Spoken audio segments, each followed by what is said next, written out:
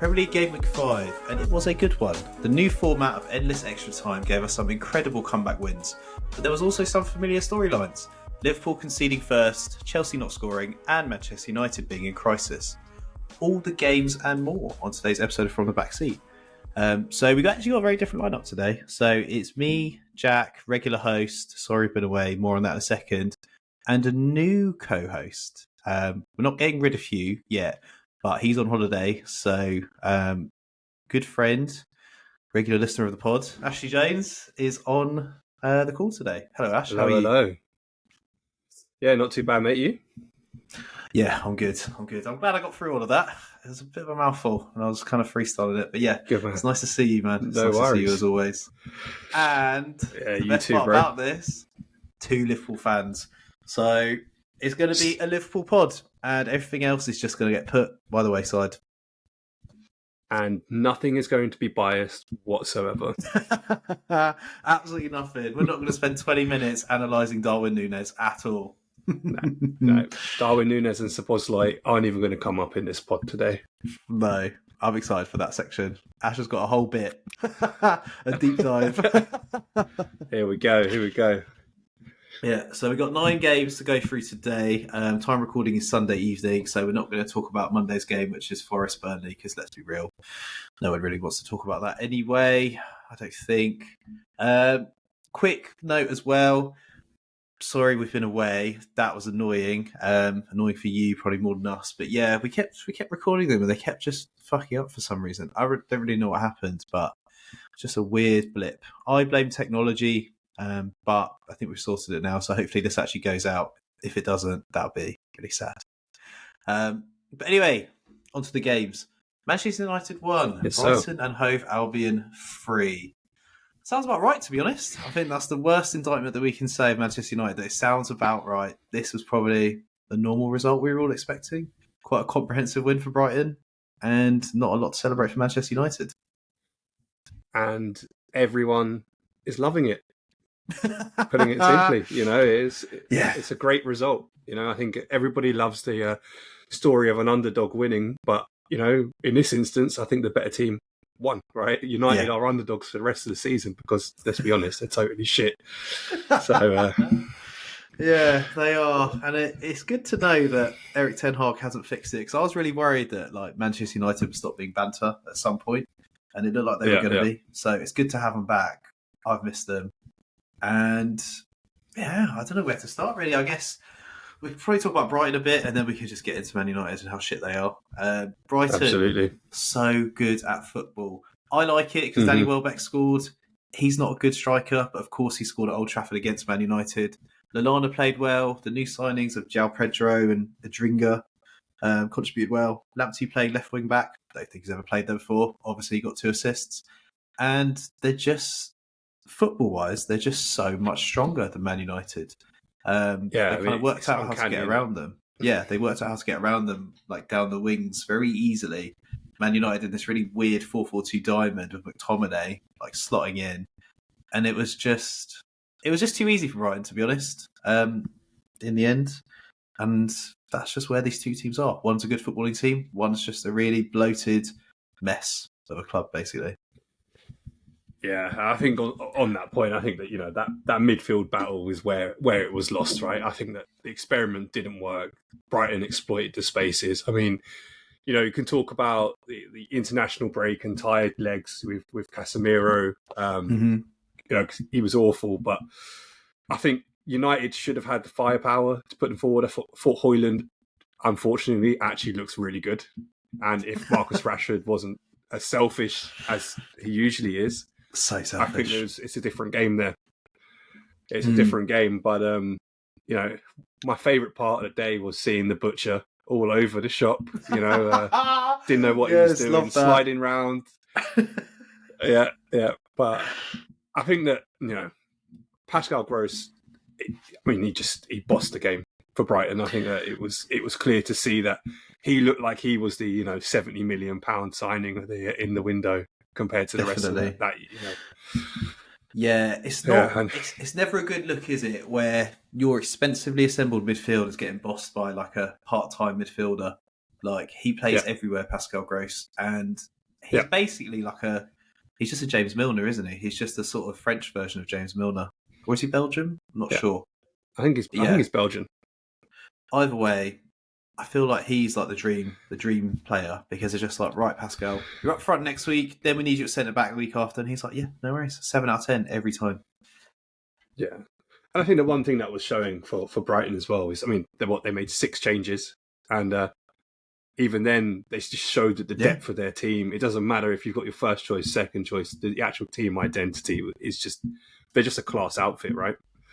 And 100%. I wonder who's going to be the next 100 million pound player that gets sold by Brighton.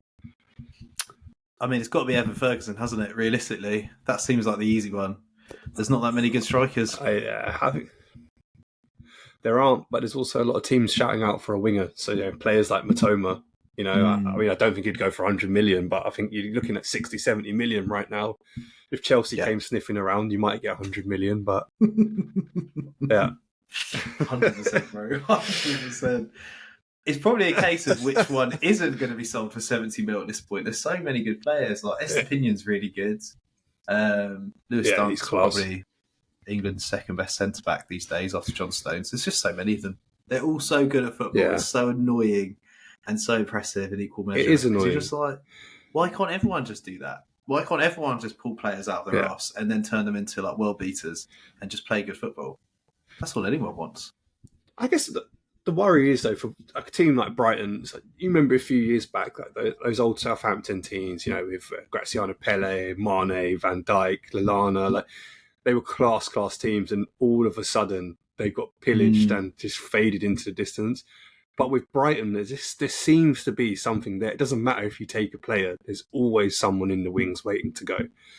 And I mean, they got Ansu Fati on loan, right, which is mental because it's Brighton, right? And Ansu Fati was meant to be the next big thing at Brighton, at Brighton, at Barca. So like, it's crazy. But look, I think that Brighton played really well. United were crap, but there's a lot going on at United at the moment, and I think that you can't take that out of the equation there, right? There's so much drama behind the club at the moment, from the ownership, fans wanting to bring out the Norwich scarves again, to players being, doing naughty things. We'll leave it at that. And we can go into it, it's mate. a mental time.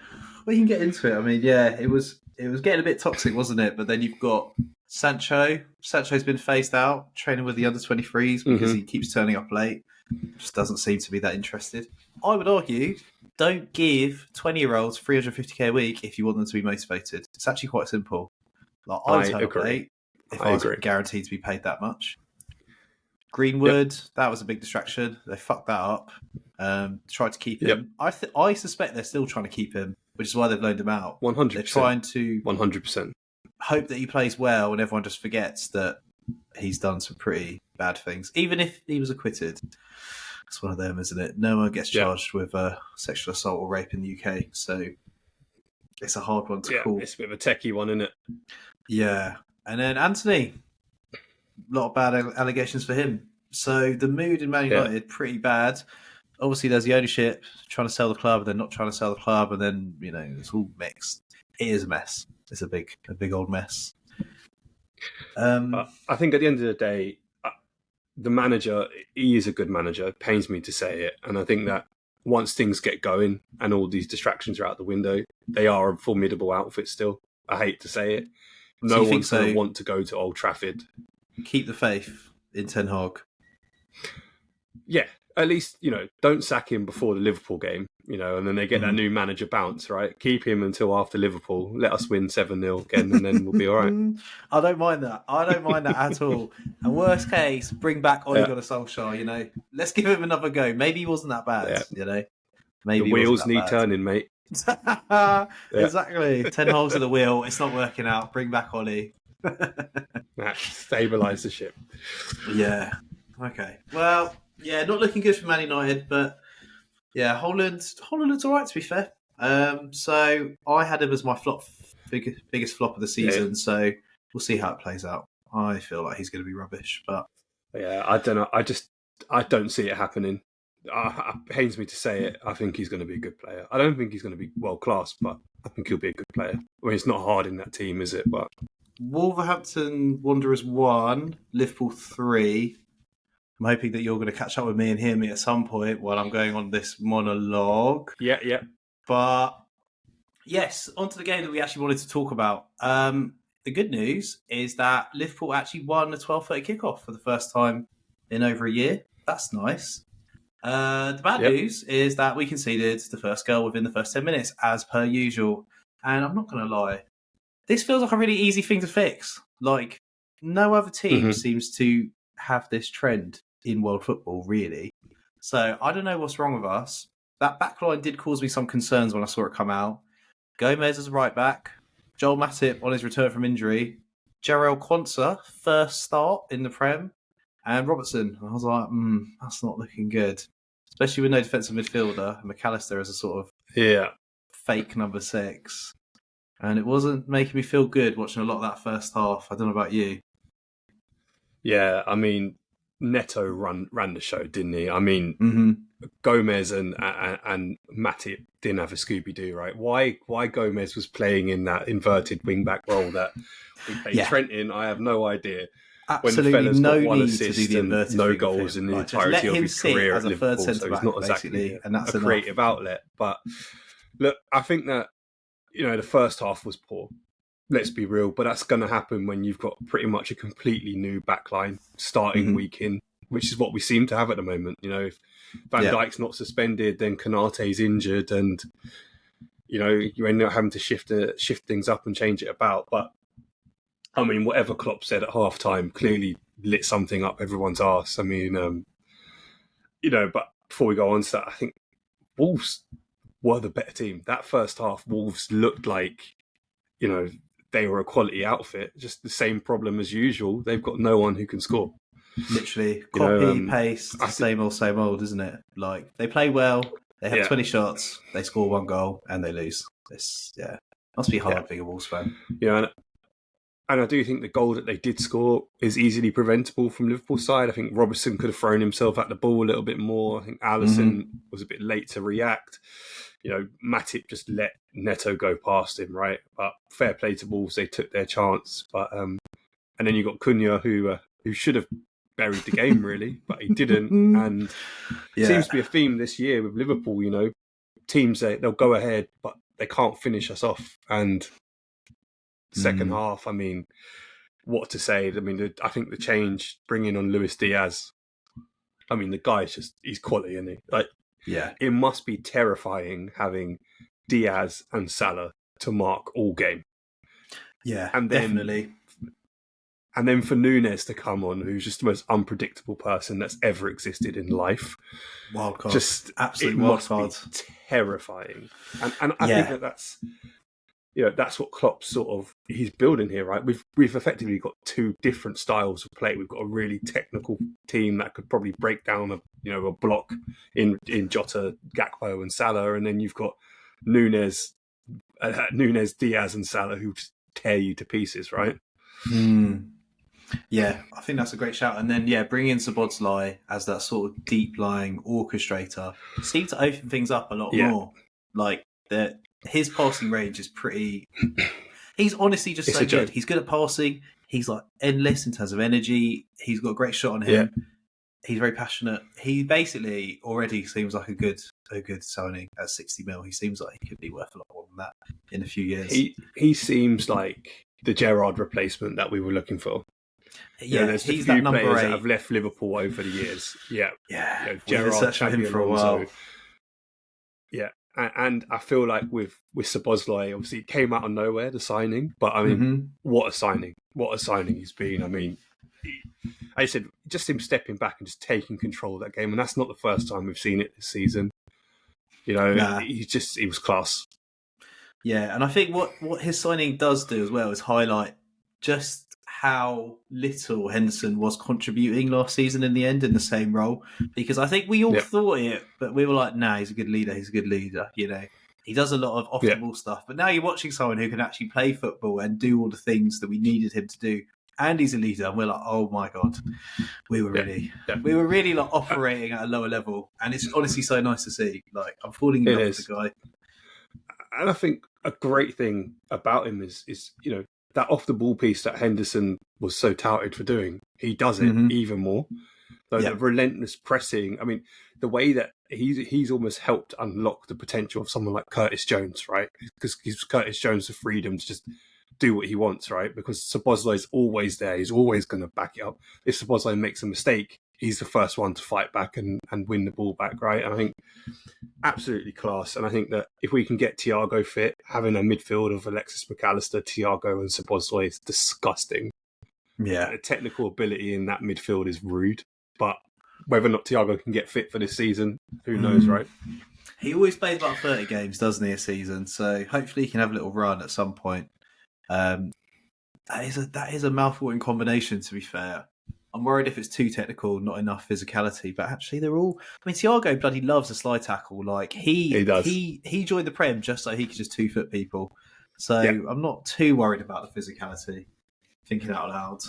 And I think if we've got Konate and Van Dijk, both fit and playing, I mean, it's a big ask having Konate and Thiago fit at the same time. But if we can, I mean, that lack of a number 6, I don't think comes as apparent because Konate's an animal.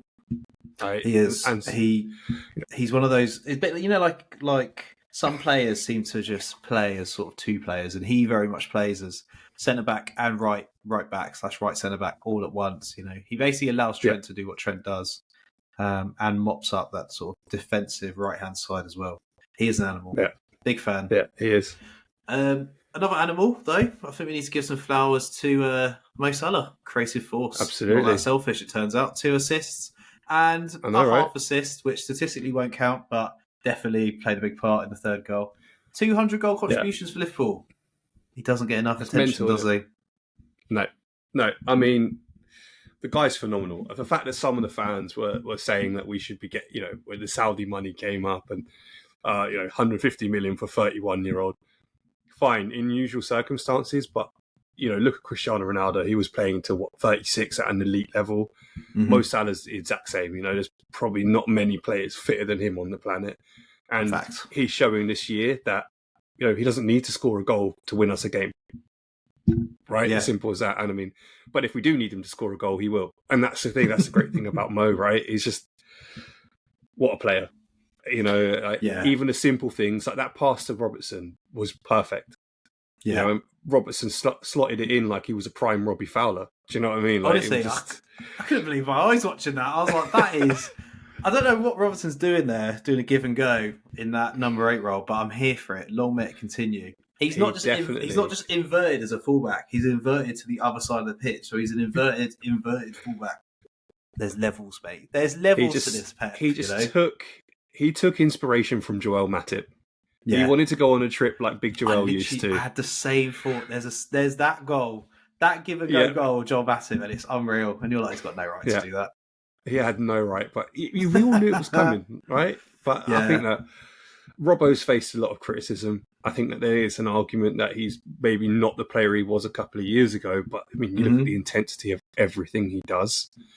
He's not going to be as athletic as he was 2 years ago. But actually, when he needs to be, he's always reliable. He's always there and pops up with a crucial goal, wins us the game. Right? Simple as that. He's far from the weak point. And when I look at left backs or left wing backs in world football, there's not too many that I'd pick above him still. So he's not the problem. There's other problems that need to be solved before that, I'd say. But as much as I'd love to continue, we have to wrap this up. So do you want to say any final words on anyone specific? Maybe a certain Darwin Núñez? I mean, he's just an animal, isn't he? I'm telling you, he's bagging 20 goals this season. Mark my words, wasn't far away last 20 season. Goals. So, yeah. He wasn't. I think that this is going to be, you can see the English has come along as well. Darwin Núñez, he's the greatest footballer in the world. We'll leave it at that. I don't disagree. I've never seen anything like it. Honestly, neither have I, and I love it. I'm here for it. Yeah, it's so good. I think if you have a spectrum of like players that excite you versus annoy you, you've got Mason Mount at one end, who's good, but everyone hates him and he's so boring and so plain. then you got Darwin Núñez. He's probably a worse footballer. Everyone fucking loves it. He just has that. I don't know what it is, but he's got it. Whatever it is, he's got it. He's got that Zlatan Ibrahimovic thing about him, where he's going to go to Hollywood. Yeah. And he's going to be on an interview, and he's going to punch someone in the face at some point. He's going to scandalous stuff, but we love it. We just love it for some reason, and you absolutely love it. I'm so glad he's here. Me too. I just hope he starts some games, mate. Yeah, I think he will. Yeah. Anyway, what's the next game? West Ham 1, Man City 3. I really thought this was going to go a different way, to be honest. It was looking good at one point. Like James Ward-Prowse put them 1-0 up, and I was like, here comes the Moisey masterclass. We're going to sit back, we're going to soak up the pressure, and then we're going to score a second goal through Jared Bowen, and we're going to finish this. And what could have been, eh? West Ham come into in good form. City played this basically with four forwards, basically, and then just Rodri holding it down. He was ballsy. It was just a weird game, I thought. It did. It was just a weird game from City. Like, it was really wasteful, which is something that you never class City as. But West Ham, James Ward-Prowse looks like he's going to be signing of the season for me.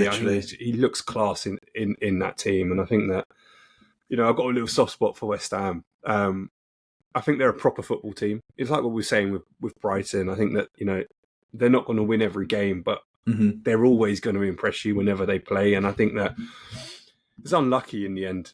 I think that City were just the better team. Like you said, they could afford to play 4 forwards because they've got Rodri sitting there as the best central defensive midfielder in the world, holding it down, right? But look, I thought that there was one bit where Areola hit a triple save, and I was like, okay, this is it. This is going to be West Ham's day. That's what I was thinking. I was watching it, and I was like, this is special. Like these goal line blocks from West Ham, putting bodies on the line. Areola's on fire. Like Haaland's missing, and I'm like, it's happening. It's happening. Yeah. But then Jeremy Doku happened, and I think that we were linked with him a couple of seasons ago, and he looked class all day. He reminded me of a young Raheem Sterling, which no one knew what to do with him. He was there, he was in and around, he was nippy, he could cut in and out of players, surrounded by all these class players, so no one focused on him. But then all of a sudden, a moment of magic, and City are back in the game, he scores his goal, and gives them the confidence to go forward. And I think that, City are City, right? They're turning the league into the Bundesliga, right? Even if they were 3-0 down, you'd still back them to score 4 goals and win a game, right? It's one of those ones. 100%. I'll always be scarred by that last game of the season 2 years ago against Villa, where they're 2-0 down, 65 minutes, and I was like, we're going to win the league. We're actually going to win the league. And ever since that comeback, I'm like, I think that crushed my hope with City. Unless it's 4, they're not dead. They're never dead. No, that's the thing, isn't it? That is the thing with them. And I think that, when you've got the likes of Haaland, Bernardo Silva, as much as I don't like him, they're always going to find a way, right? And he's quality. I hate him. He's quality, right? That might be why you hate him as well. Like there are things he does that you don't see other players do, to be fair. There's something very special about him. Yeah. It's even like the finish yesterday was just rude for no reason. He didn't need to do that. It was just rude. And he is what rude. I loved seeing Haaland thinking about taking the goal and then didn't. And I thought back to, if that was Harry Kane, he's 1,000,000% taking that and doesn't give a shit. So, fair play. I think they've got a squad, right? They've got a squad full of winners, and it's going to take a monumental effort from Liverpool, Arsenal. I think they're the only two teams that can push them. But we've been here before. I said to Arsenal fans last year, it don't matter that you're at the top of the table. City will go on a 20 game unbeaten winning streak. Lo and behold, it's what they do, right? Yeah, I guess the annoying thing here is that Man City haven't given us a head start like they do usually in seasons. They haven't had that ropey start that gives everyone a bit of hope. They've just been crushingly good. 5 wins out of 5. And it just doesn't bode well for the competitiveness of the league, really. I just think They don't even have KDB. You know what I mean? Like they got rid of Gundogan. KDB's injured, and they're just better than ever. Bossing games still. Yeah. Yeah. I think that now that they've got the monkey off their back, right? They've won the Champions League. I think that usually that slow start is because they wanted to put all their eggs in the European basket, right? Mm-hmm. So they're figuring things out at the start of the season. Now they've won it. I mean, there's no one stopping them, in my opinion. No one's stopping them. It's done. We're off it this year. It is actually done. No, Arsenal look slightly worse. Liverpool look better, but very suspect defensively, and everyone else is just doesn't have it. Like Man United don't have it, Chelsea don't have it, Tottenham might have it, but let's be real. This is like a good vibes kind of spell at the moment. We'll get the bottles out for Tottenham soon. Don't worry. Exactly. It's not how you start; it's how you finish. And we'll see. Last question I want to ask you, actually, Cole Palmer. He got sold for £45 million to Chelsea, and I'm still trying to come to terms with what happened there, because to me, he seemed like he was going to be moulded as the next Phil Foden, similar kind of player, next off the production line, drip-fed minutes slowly but consistently, and then just out of nowhere, he's just sold for a good price, to be honest, but I just can't gauge what 45 mil is anymore. Isn't 45 mil like 25 mil like a couple of years ago? Just seems like a weird one to me. Now. Yeah, I think. Yeah, I mean, I think we don't know what went on behind the scenes, but you know what Pep's like. If you've got attitude, you're out the door. Right? Look at the whole João Cancelo thing. At one point, I think so, yeah. I think that it was probably a case of he wanted more minutes. Guardiola said no. He kicked up a stink. He said, see you later. You know, Phil Foden's class, but he doesn't start every game. You know, in fact, he hardly starts at all. But he sits there, he'll take it because he knows once KDB leaves, he's the one that's going to take the reins, right?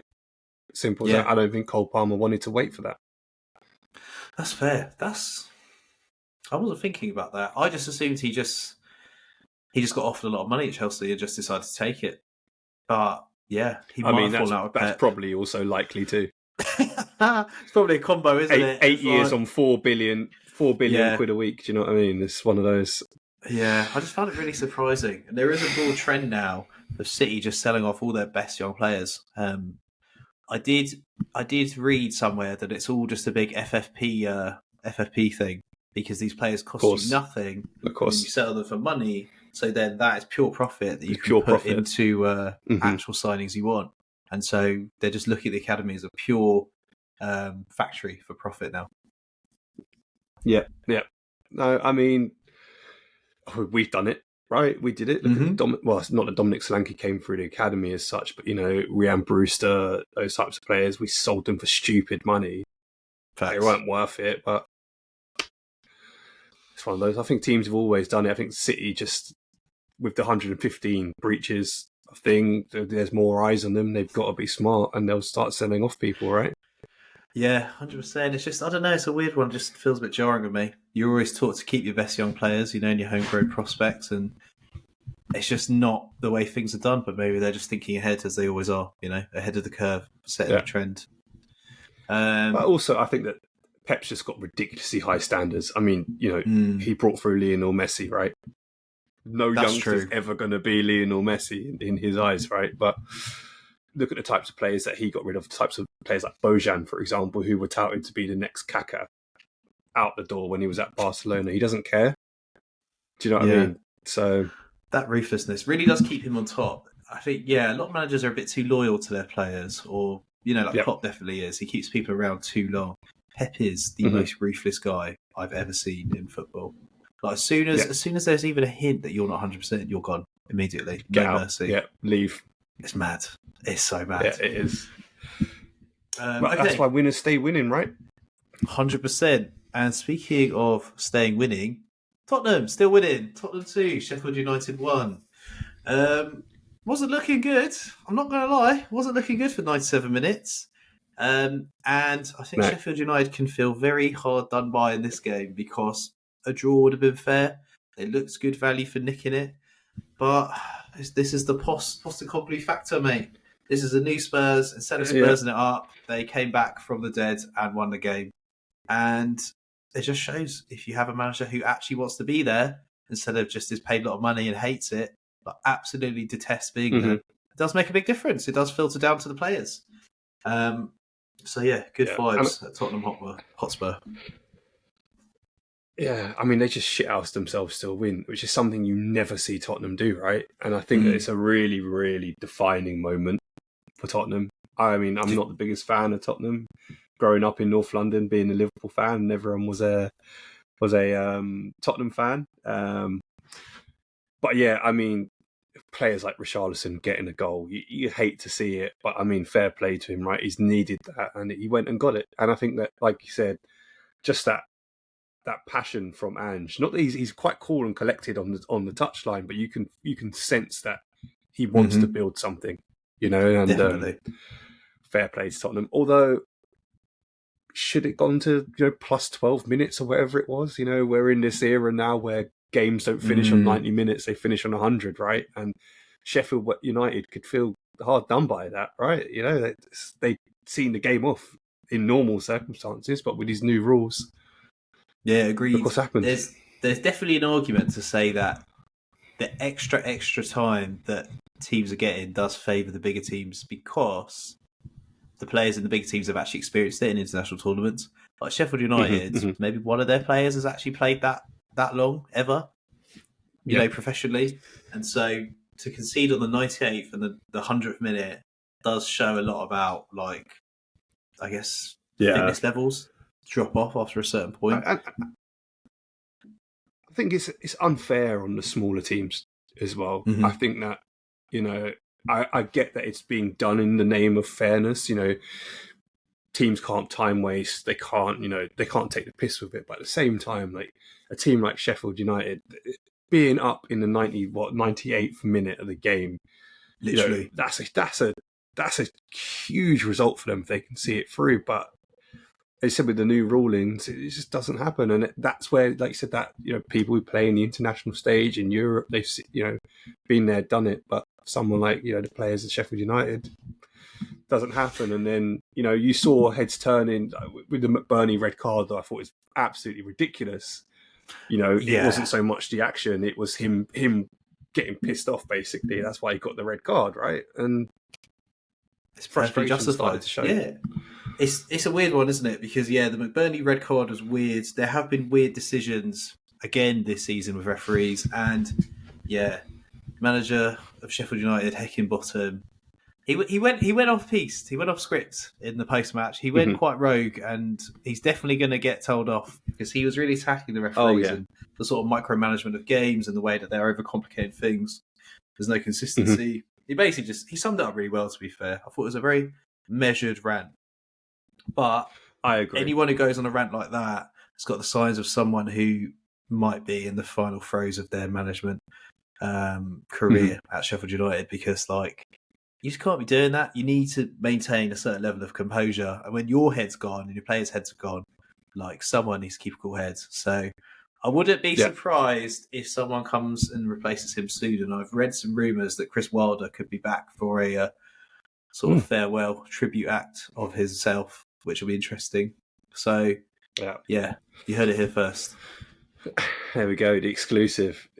Yeah, no, I think that that's the point, though. I think that whenever a manager loses their head, it's never a good reflection of the state of the team. We've seen it even at the top level. We've seen Klopp lose his head. When have we seen him lose his head? It's last season before, when we weren't playing well. Yeah. Other teams as well. I mean, Ten Hag seems to never lose his head because he's always blaming someone other than himself, right? But I think that internalization, it's the same thing, right? And that's why there's this disgruntledness. And Man United can afford to be disgruntled, but Sheffield United, as soon as they're disgruntled, you go down. Simple literally. As that, right? Yeah, this is a real tough one to swallow. I feel like if they'd have hung on and won 1-0, this would have really kickstarted and made their season. But now I think it's going to be really hard to pick yourself up after this one, I think. I do think some sort of change might be needed soon to inject some momentum. You touched on Richarlison. I just want to say, I don't like Richarlison either, but anyone who is having such a bad time as him, I do feel kind of happy for. Like, he missed a sitter for Brazil midweek and got upset and had a little cry on the bench when he got substituted. Spoke about getting therapy, mental health concerns. Postecoglou referenced it in his pre-game. And came off the bench, got a goal, got an assist, got paraded by Son. Son was giving it like this is the guy, this is the main man to the Spurs fans. And I was like, I kind of love that, to be honest. Mostly I love Son because Son's Asian and I'm half Asian, so I just fucking love anything Son does. But I was happy for Charleston, I can't lie. Yeah, and same here, even though, he's got a face that a mother wouldn't even love, right? But it's one of those where fair play to him. With all the stuff that's going on, it takes a strong person to come back and put on a match-winning performance, which is what he did. He won them the game. Scored the goal, got the assist. Simple as. So, right, last word before the break. Tottenham, top 4, yes or no? What do you reckon? Nah, we'll get the bottles out in about 3 weeks' time, and jokes aside, I think that yes, I think it will be Tottenham will be in the top 4. They'll take that 4th spot. You reckon? Okay, good vibes to continue then. Yeah, I think that they'll have a bit of a blip, but they'll come back. I think that they're. If you look at all the other teams around, I think that they're probably going to be the ones that take that last spot. And who's losing out there? Newcastle in your forecast? I think Newcastle. I mean, you've seen the start of the season they've had. They've not even started playing in Europe yet. Do they focus on Europe? Do they focus on the league? Who knows? But I think that Newcastle had a great season last year. I don't think they replicated this year. I think that Eddie Howe has done all that he can. Teams are starting to figure them out now. That there needs to be a change there, or they're going to be in sort of that obscurity. I like that. Let's clip that up. Come back to that later on in the season when Ash looks a right mug and Tottenham are 17th. There we go. All right. We're going to take a quick break and then we'll come back and do the rest of the games.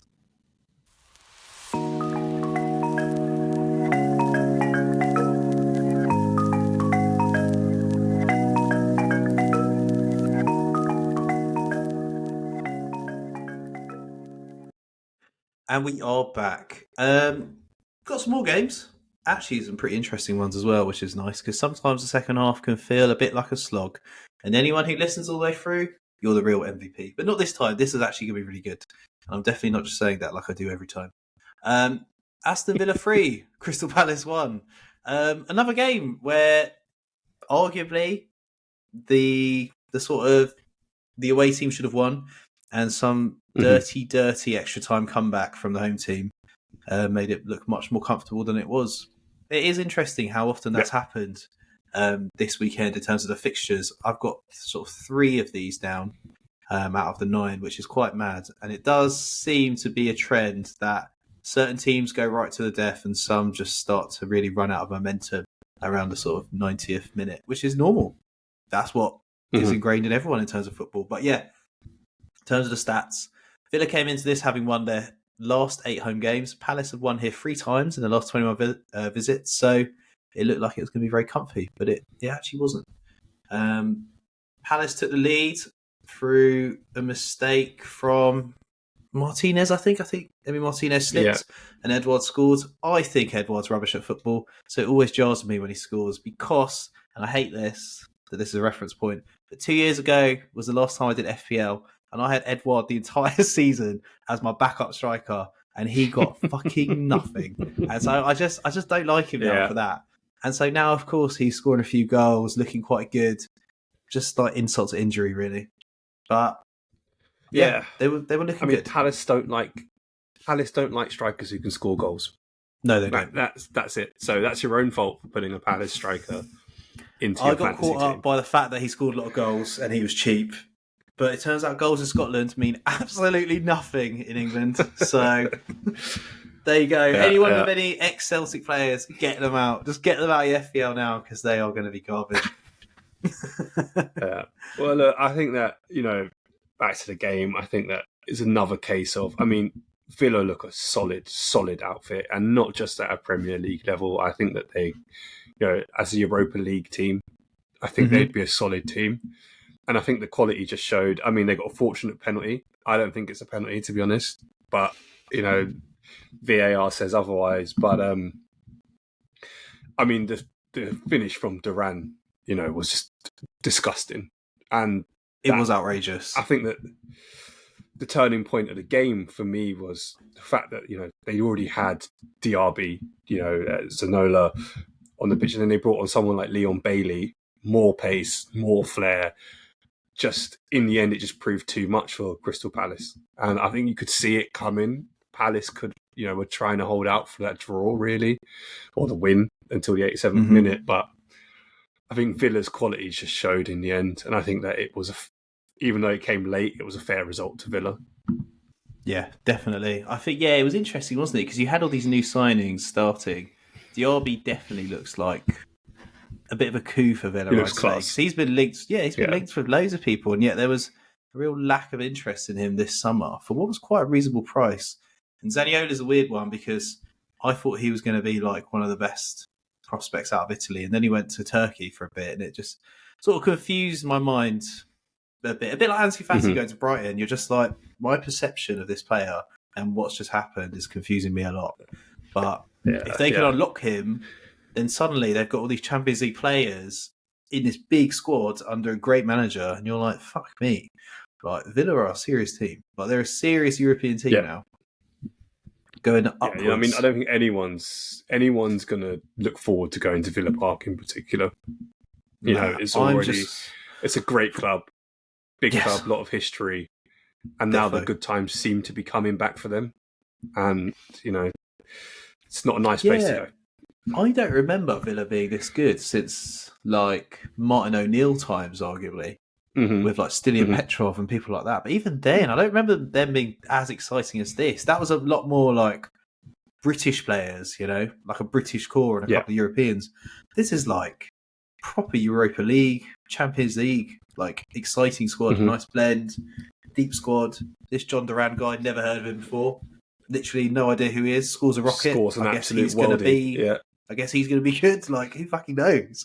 They're just doing it all right. I mean, but even the players that were there under Gerrard, right, when they were absolute shit a couple of years ago. Digne, Ollie Watkins, they look fucking class. Like, they genuinely just look great. Like, Watkins is an absolute handful. He runs teams ragged. And having that, that flair that they've got on the wings now in Diaby and with Bailey and Zaniolo and all these technical players, I think that they're a scary outfit. I'm not looking forward to us playing them. No, well, I'm glad that we managed to beat them last game because I wasn't feeling good about that. Yes. I will say, full transparency, I think Ollie Watkins is very average at football. A lot of people disagree with me, but I just don't get it. I just don't see it. I just think he just scores in streaks and then he's just rubbish. I just think he's average. There's just average strikers. Do you know what it is? He's a handful. He's a handful. You don't know what to, because he's not big like he's a Emil Heskey or Lukaku type build, or he's also not like, he's not nippy. He's just a pain in the arse. I can imagine him being really annoying to defend against. Yeah, for Villa's level, he's definitely one of the better strikers, and there are a dearth of strikers. Just people get a bit carried away, don't they? They're like, Ollie Watkins, Chelsea, Ollie Watkins, mate, Real Madrid. Don't like that. Hot take for you. They're going to go after Ivan Toney in January. Once his suspension's done. And that, for them, will be the difference between them getting Europe and them not. I like that. I can see that. If I had to pick somewhere for him, though, it would be Man United or Chelsea. Probably Chelsea. They just need a striker. Are they going to take the risk? They would never buy him. Are they going to take the risk? Yeah. They would never buy him. He's over 23. He's good at football. It's just not their profile. Yeah. Singers. Well, we'll see. We'll see. You can hold me to it. We will see. Yeah, we will see. I like that, though. I like that a lot. Because you almost forget about him, that Brentford have still got that to come. Anyway, on to probably the most disappointing game of the weekend. Everton 0, Arsenal 1. Oh, I really thought Sean Dyche was going to do it here. I really thought he was going to make Hugh look like a right mug for all those pods where he slandered Sean Dyche. And I said Sean Dyche is the GOAT. He's the Giacomo Don. He's the 4-4-2 GOAT. And he's not. He's actually not doing a very good job, and that makes me really sad because I really like having him around in the Premier League. I think that the league has just evolved past Sean Dyche was the last of that typical hard-nosed British managers. And I think the league's just evolved past it now.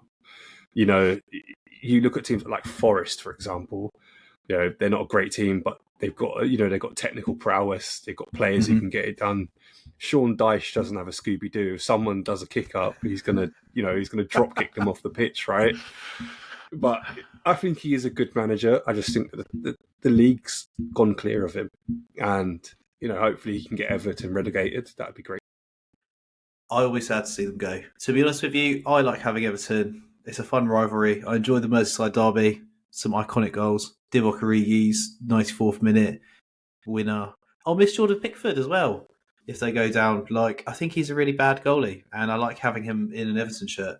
So it's a shame. But yeah, as much as I love Sean Dyche, it's just not looking good. And the fact that they're so bad attacking, despite the fact they had Beto, their new signing, and DCL on the pitch, doesn't make me feel very good. They just have no threat. Yeah. Their best chance in this game was like a fucking half shot that went over the bar. And that was literally it. And that's it. Every game for them. It's the same every game. It's bad. It's awful to watch. And I think that the fact that, it took Arsenal until, again, extra time, although this time, only 1 minute into extra time to win the game, it wasn't a good showing from Arsenal. I think that actually Everton did all right. They were quite resolute.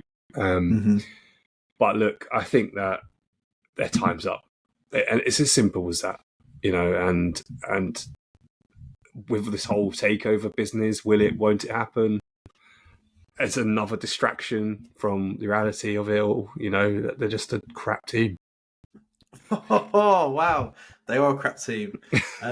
Yeah, a word on that acquisition, to be fair, because 777 Partners, listener, if you don't know anything about them, apparently the new takeover bid from them is at risk because the owners and the individuals who actually own this company have got quite a long list of criminal allegations and offences against them. Now, I don't know how legality works in terms of pods that people don't really listen to yet, but not saying these are real, just saying these are accusations.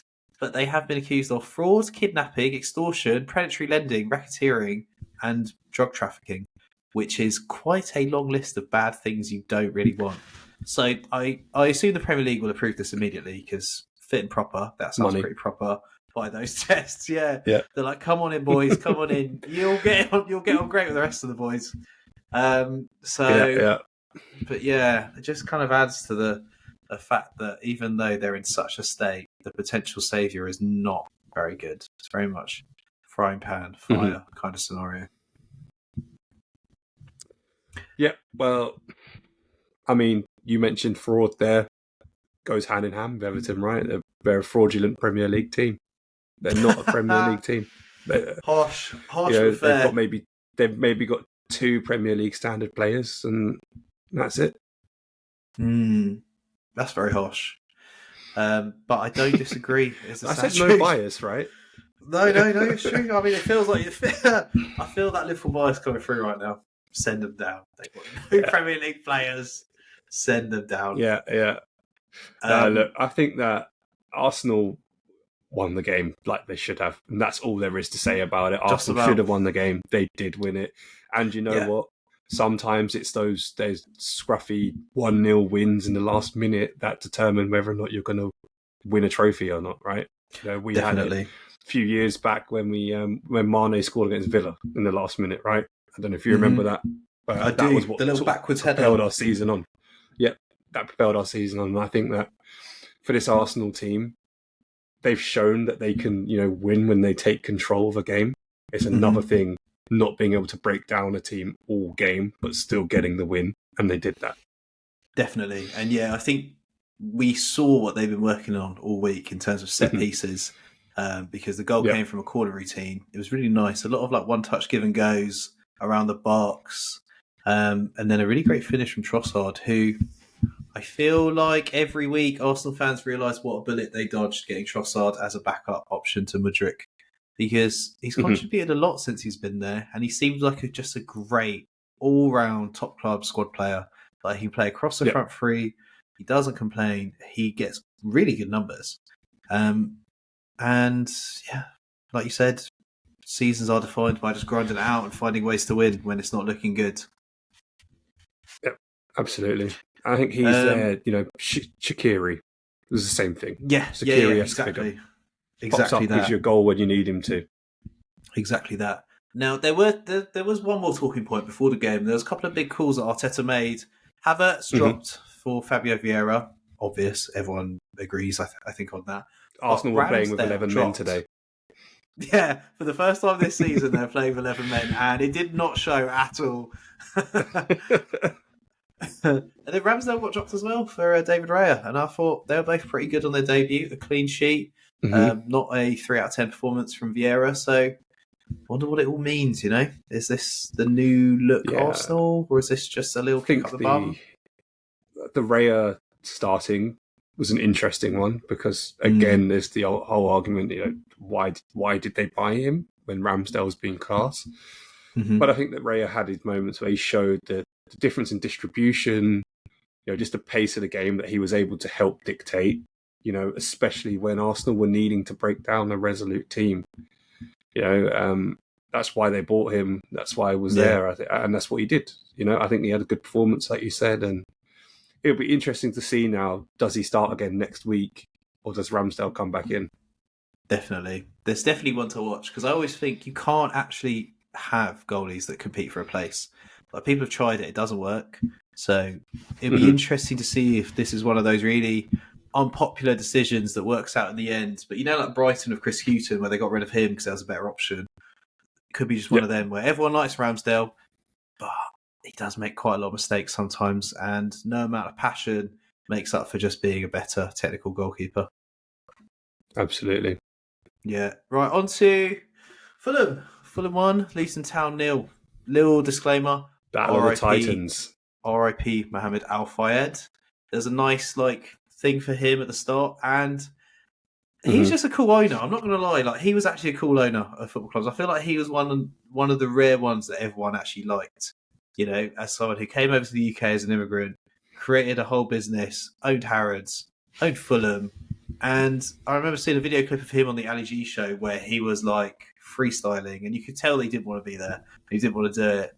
And Ali G was just forcing him down down this awkward path. And he was like, you know what? I'm going to fucking go for it.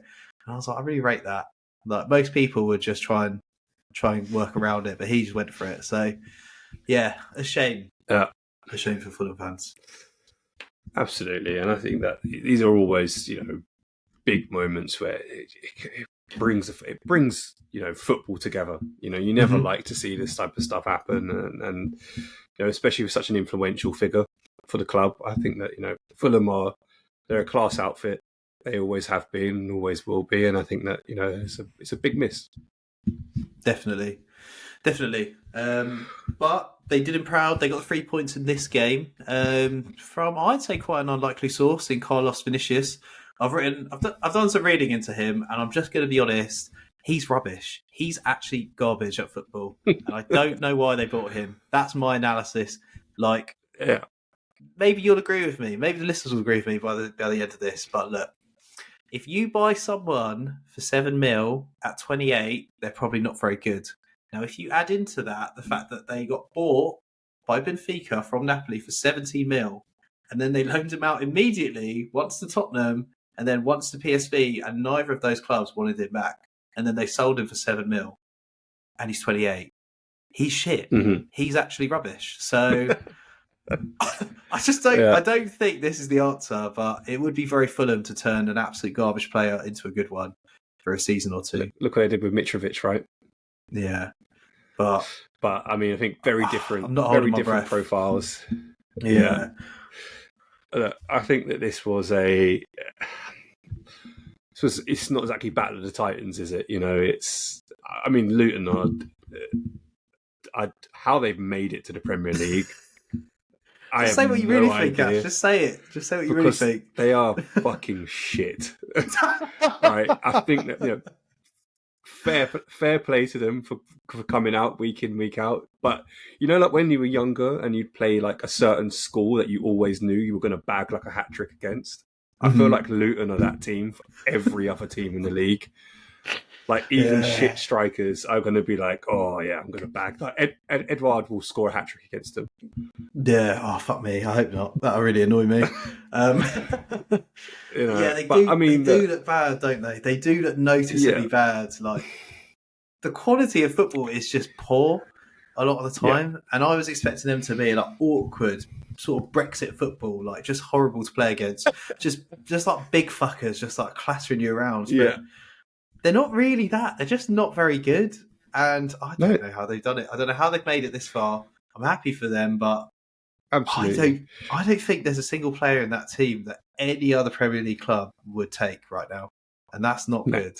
Maybe one will emerge, but there's not that team of Pookie at Norwich who bails you out when you play shit. They don't have that, that's like talisman, you know? There's nothing. And I don't think they can attract one either because it's Luton, right? Like, yeah, literally. You know, they don't have the pedigree, don't have the heritage. Their stadium's in the middle of a fucking row of houses. Like, it's just no one wants to play for Luton, right? What is it? So if they can somehow stay up, I genuinely think it's a Premier League miracle. And I don't see it happening. I mean, that's a fair play to them. You know, and these players, they're living their dream, right? So you can't knock them for that. But I mean, shit. It's not looking good, Brev. It's not looking good. Yeah, it's not looking good, Brev. Yeah, this is going to be one of those things where you dream and dream, like in non-league, that one day you could like play in the Prem, go to Anfield, go to like Old Trafford, and then when you get here after about 7 like absolute humpings in a row, you're like, this is fucking shit, you know. I can't wait for this to be over. I miss the Championship. Yeah, because it is horrible. I tell you what, they're going to get a result. They'll get a result, and it will be a shock result. It will be like against City. Like, they'll be the one team to beat City all season. Do you know what I mean? You can see it coming, like, and that will give them that glimmer of hope, right? They'll still fall short, I think. You know, I don't even know if they'll make it to double-digit points at this point. Like, I really They do look like a good contender, don't they, for the lowest points total? But it is a ridiculously low points total. Like, 11 points is actually embarrassing. Like, how many points have they got right now? 0. Okay, not ideal, but it's not ideal.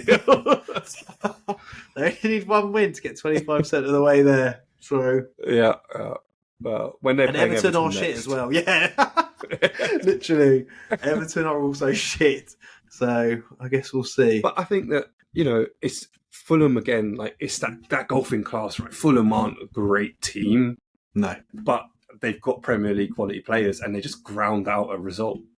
You know, and it's exactly that. Luton don't have that. I just, And no, what more to say? Rob Edwards seems like he's always been a manager that people have talked about. Obviously done a really good job, but here's my hot take and my prediction. Nathan Jones to come back to Premier League with Luton. That's where he made his name, everyone. That's where people were like, this Nathan Jones guy, he's all right. This is where he was burning table tennis tables in the middle of the training pitch and just acting like a lunatic. So I'm predicting he comes back, Luton become even worse, and it's just a mess. But we'll see. Yeah. They need to somehow stay up this year, or they're never coming back to the Premier League. But they live the dream, you know. Non-league to Premier League is no joke. I rate that. They live the dream, and that's the main thing. They got their money. Maybe they can move out or buy out those houses in the stadium and just actually build a proper stand. Yeah, we'll see. Those parachute payments. Yeah, me too. It's character in it. It's history. Anyway, on to other character in history clubs. Newcastle 1. Brentford 0. This was really, really, really, really boring. This is such a boring game. I can't stress how much Newcastle and Eddie Howe just needed to win after that really bad start. I do think they've had a lot of maybe over the top pressure because they have played City, Villa, Liverpool, and I can't remember someone else. So I can't remember who it was, but they're all hard games objectively. It's just that they set the bar too high last season. Yeah, and I think that, you know, we said it at the start. I think that it's just too much now. I think Eddie Howe has done everything he can. But hey, look, they got the result, and they've got a huge game, probably their biggest game in years, right? Coming up on Tuesday against Milan. Going into that on the back of a win, Callum Wilson scoring, something that it's going to be big for them. And I think that Newcastle, although they've had a poor start to the season, again, they're another one of those teams. No one wants to play them. They're horrible to play against. They're a good team. They've got quality. They work together. They work hard, and they showed it today. It wasn't a 10 out of 10 game, but they worked hard to win the game. I don't think both teams did, but I think that a game like today, this is where Brentford are very clearly missing one Ivan Toney, right? Someone who can just definitely get you a goal out of nothing. Yeah, obviously there's nothing they can do about that, right? He's been suspended. It's one of those things, but I'd agree with that because Wissa and Buemo had like a really hot start to the season. I was like, oh shit, maybe they don't need Ivan Toney. Maybe they can just sell him. But yeah, they weren't great in this game, especially Wissa, who I thought missed a lot of chances. I think his hot streak might be coming to an end. But I feel like there's only one talking point in this game, and that is the penalty. Because Thomas Frank was livid afterwards, and I always like seeing Thomas Frank annoyed because he's really intense, like when he's happy. So when he's annoyed, it's creepy. It creeps me out, and I like it. But yeah, the penalty itself was one of those things where if you're a manager, and if you're Brentford's manager, like they train all the details so well. Like set pieces, they're the best. Like routines, they're the best. The way they defend is very organised. And then to watch this like clusterfuck of things happen that gives away the penalty must be so soul destroying as like the Brentford manager, because it's it's one of the defenders fails to clear the ball. There's no danger, just faffs around with it for a while. Fleck and the goalie just comes sliding out and then pulls out the challenge. But it doesn't matter if you're pulling out when you're sliding; like you're still going to move. Then Anthony Gordon just goes and just gets in between them and just rolls over until he gets a pen. And it's just a mess. And it was so avoidable. I don't know what you think. I don't think it's a penalty, personally, for me. I mean, every time Anthony Gordon goes down, I don't think it's a foul. I think it's deserved. But would you like to see more of Anthony Gordon just getting clattered? Yeah. Do you know what I'd like? Do you remember when Daniel Agger and Jamie Carragher just bullied Torres that first game that he played for Chelsea against us? That's what I think people need to do to Anthony Gordon, just bully him. No, I'm joking. I think that, look, you mentioned it, right? They're such a well-drilled team, Brentford, that all the data, the analytics that they have behind everything that they do, they know that Anthony Gordon's going to go down as soon as someone breathes near him. Yeah, for a keeper to slide out on him like that, it's gonna be a call, right? Obviously, VAR is a bit suspect, so you never know if it's going to be overturned or not. And it was just a stupid decision. It was. I mean, do you think it was a penalty? No. Yeah, me neither. And it's doubly bad because literally the same challenge happened against Brentford a couple games ago. And it wasn't given as a penalty. So it's just like a double injustice for them. And that is so rubbish. Yeah. I think there was two challenges today, two penalties that were given, the one in the Villa game and this, which I don't think were penalties. I think that, how the penalty in the Villa game was given, I have no idea. You clearly got the ball twice. Yeah. But in this instance, just in case you missed it, let me get it again and then let me distribute it out. Like, it was pretty clear. But I think in this instance, it's one of those, it's always 50-50. The attacker's got the benefit of the doubt. And the ref's just gone, it's not clearly a big enough, mistake to say it's not a penalty. And gave Newcastle the chance, they took it, and they won the game. Yeah, and Callum Wilson is damn good at penalties. I think he's got 96% conversion rate or something. He's solid. But yeah, I suppose it's a sign that you're a big club, Newcastle, if you get dodgy penalty decisions that go your way at home. So welcome back to the big leagues. It's nice to have you back. Fergie's in the back giving backhanders out to everyone. Literally, Bobby Robson's taken over. Yeah. Anyway, last game, AFC Bournemouth 0, Chelsea also 0. 14th versus 15th, and it really felt like it. Yeah. It was just a really turgid affair overall. Yeah. Some would say this is one of those games where it's like, tactically, it looks bad, but it's actually really intriguing. I'd say it was just rubbish. Not a lot happened, and maybe Chelsea should have won the game overall. But you just think like that's basically Chelsea at this point. They probably play a bit better, but they don't score any goals. So, do they actually deserve anything? Probably not. I think it was just a proper bottom half of the table fixture, right? Just a solid like mid-table clash, really. Yeah. Yeah, and I just think that it's one of those where that's not me slandering Chelsea. That's the reality for them at the moment. They are just a mid to bottom of the table team, and no one really knows why. You look at the talent that they've got. It shouldn't be happening, but you love to see it, right? It's just goes to show that being a good owner doesn't mean you go out and spend a load of money, and that's it. There's more to it, and it is a good case study for everyone else where they're getting frustrated with their owners not spending money.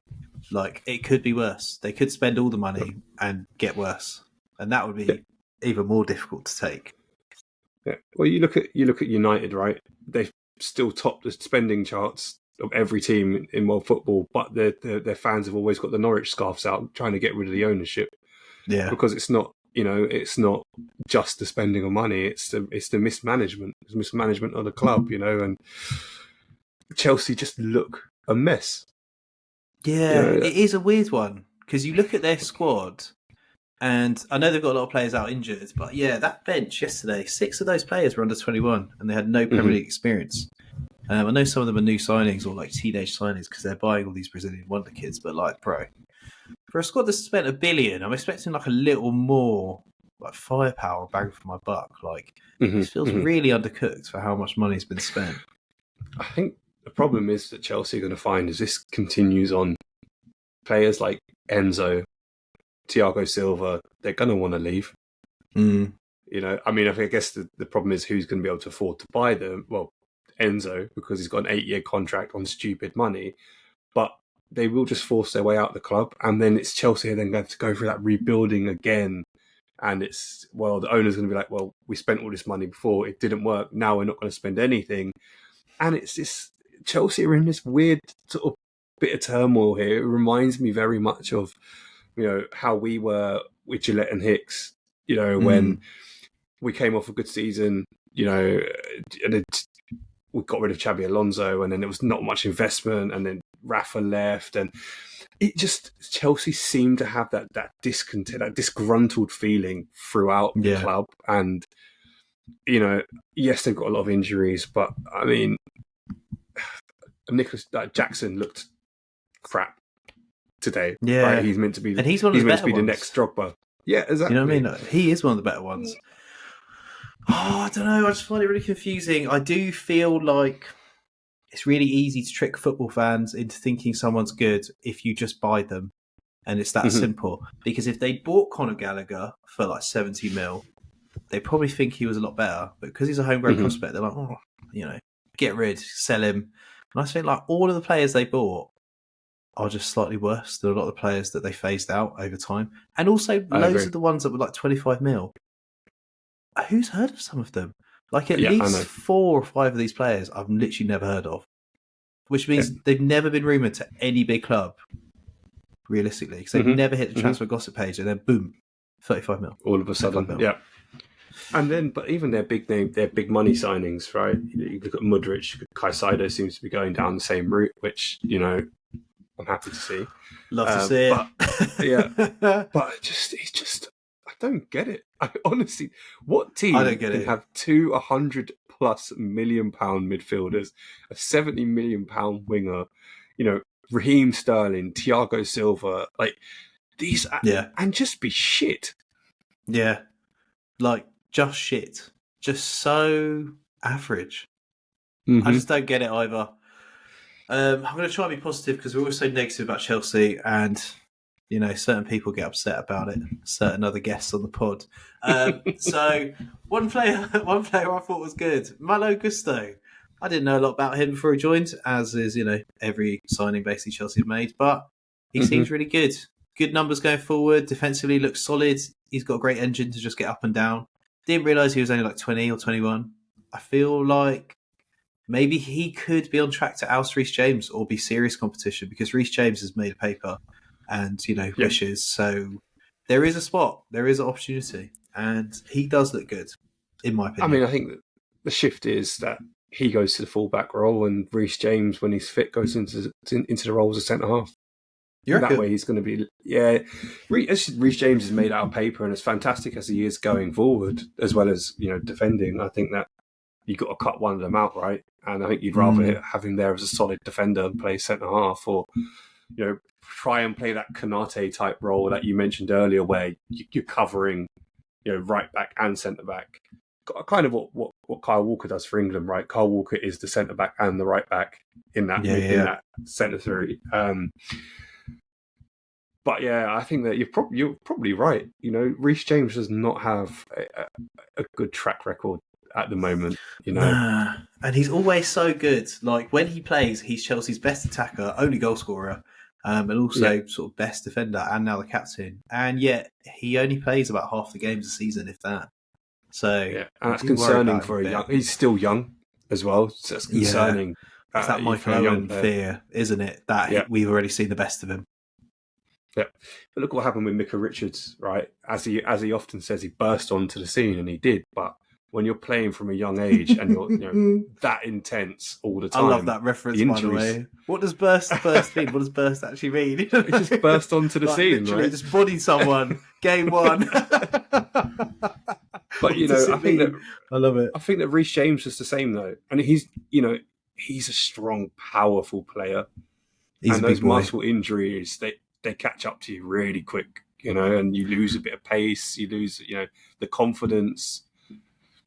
Who knows? Yeah, I think he's too chunky for his joints. Do you know what I mean? Like the bits that hold him together just can't support all of that mass. Yeah. He's a whammy, I'm not going to lie. He is. He's thick. He's a thick boy. But, okay, we talked about Chelsea enough. I think Bournemouth, what do you think about Bournemouth? I think what I'll say about Bournemouth is I feel like if you look at where they were at the start of last season, around this time of year, they just got banged 8-0 at Anfield. Scott Parker basically said none of them were good enough, going down. He got fired. Gary Neal took over. You compare that to now, and you can see that, like, their first team's got a lot better since then. Yeah. Like, they are on their way to being a consistent, solid Premier League team. In the sense that they're bottom half, but they're not one of the favourites to go down every season. That's sort of like Southampton, Wolves kind of area where they're all right.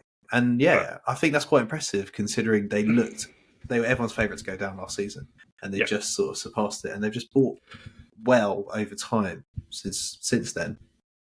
Yeah, and I think they took a gamble, right? They got rid of Gary O'Neill when actually I think he deserved to keep the role.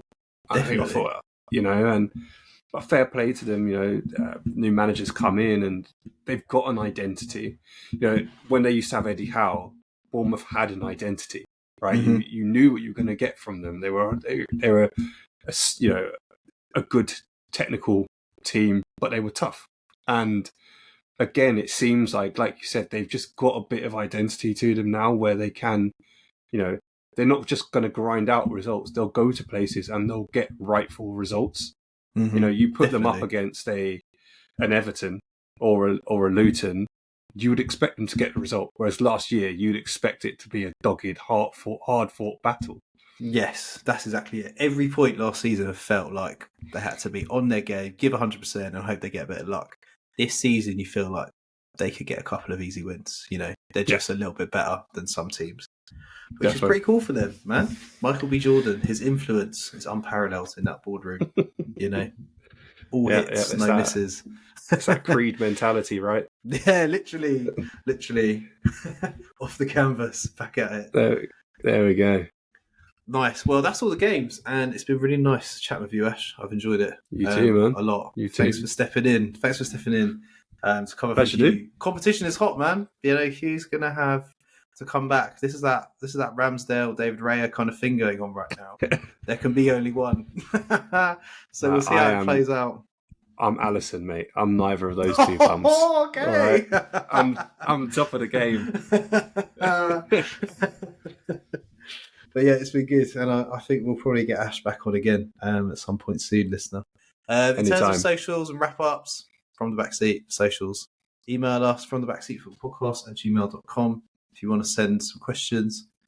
And yeah, we'll try and get our fucking audio back together and just make it work. So hopefully this goes out. But yeah, thanks for listening. Absolutely. And thank you, Ash. Peace out.